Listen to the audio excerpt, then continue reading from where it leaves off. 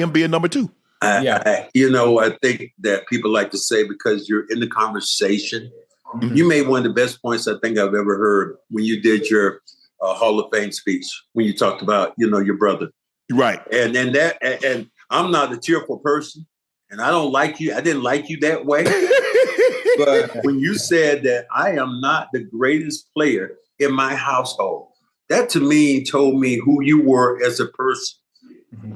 Because of what LeBron James has done, the way he's been brought up, mother doesn't know his father, what he's done, how he's educated himself.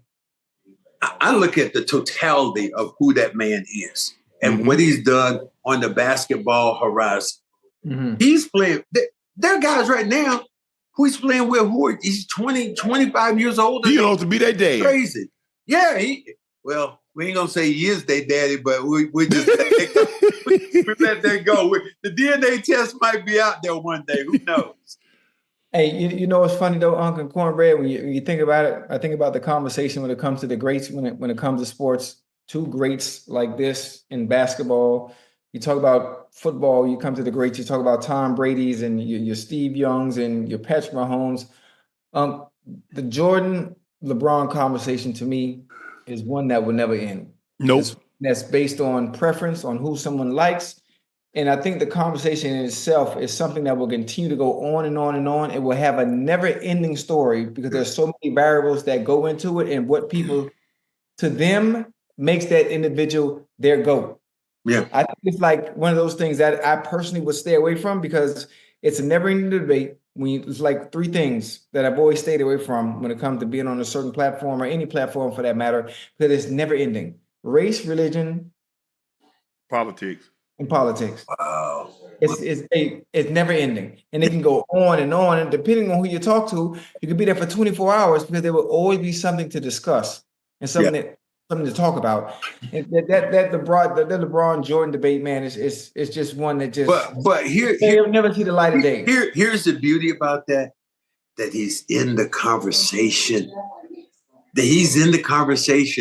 If you're one of the top 5 players that ever to play the game, period, that's enough for me. I don't need no more than that. You don't need to be whoever the best. No, he's one of the top guys to ever lace his shoes up. Although he is a Laker now, and I hate him because of that. I still respect him because of just like Magic Johnson. I don't like Magic, but I respect him for what he's done for, the people the black people in the communities, what he's done for the people who have AIDS, for entrepreneurs, all that stuff.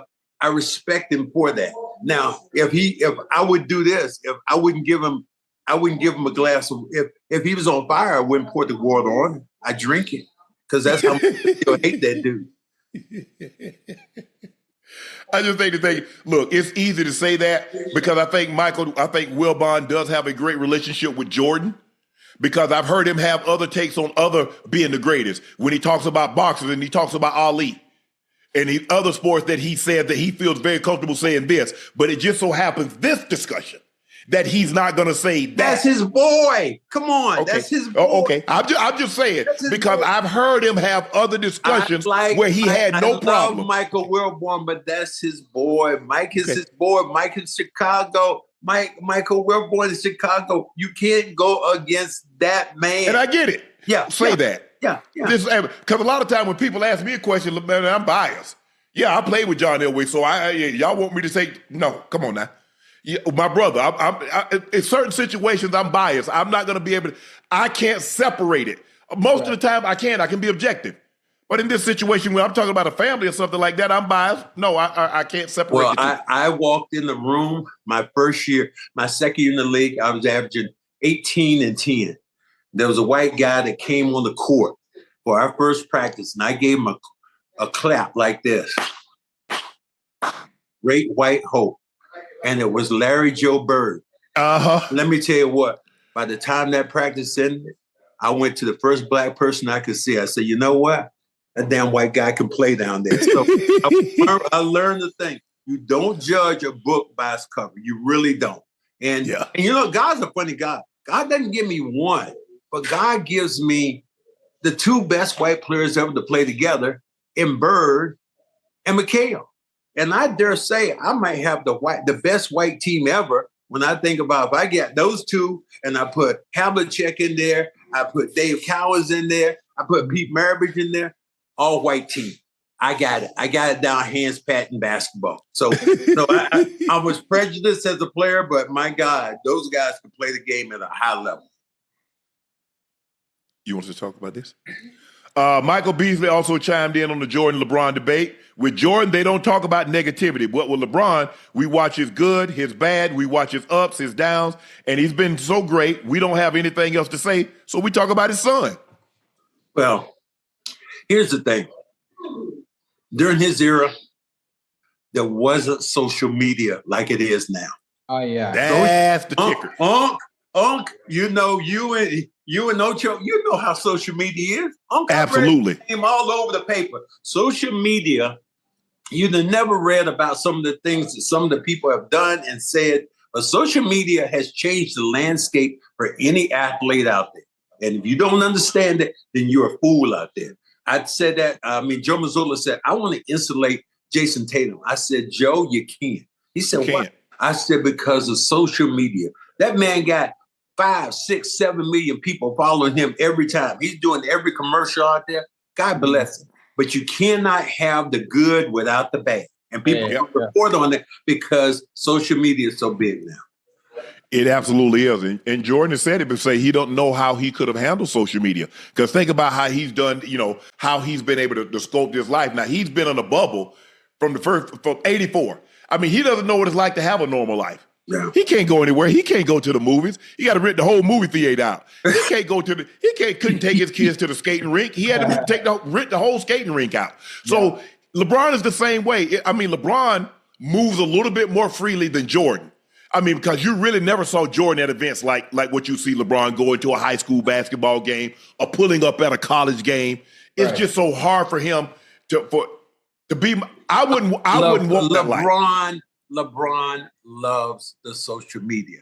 He dictates and he acts in a way that he is able to orchestrate some of the things with the social media. That doesn't happen when you talk about LeBron, when you talk about what happened on with Jordan. Jordan was looked at as this guy, and from then on, you didn't worry about it. You just said, and then you saw how he was exposed when it was The Last Dance. I had Robert Parrish on my podcast. He said, let me tell you right now. He said, Michael Jordan is a damn bully. He said, we played him, and I was on his team that time, and we beat him. And then after the game, he said, they were in the locker room. He said, Michael was standing there, and he said, Michael, how you like the ass kickings we gave today? And Michael said, if you keep talking, I'll kick your ass. Well, my buddy Robert Parrish said, look, you or nobody else. And Robert walked up to him and said, you know what? I got rings already before I got here. So there was some exposure to who Michael Jordan was as a player.